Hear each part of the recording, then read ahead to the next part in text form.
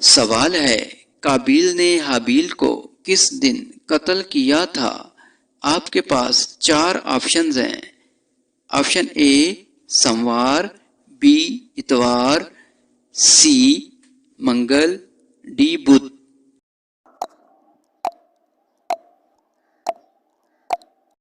सही जवाब है सी मंगल। सवाल है, सबसे ज्यादा इंटरनेट किस मुल्क के लोग इस्तेमाल करते हैं? आपके ऑप्शंस हैं। ए पाकिस्तान, बी इंडिया, सी चीन, डी अमेरिका।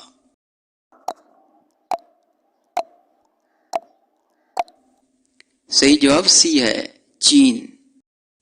सवाल है, इंसानी जिस्म का कौन सा हिस्सा मरने के बाद भी कुछ देर जिंदा रहता है? आपके ऑप्शंस हैं। ए आंख, बी दिल, सी कान, डी जबान।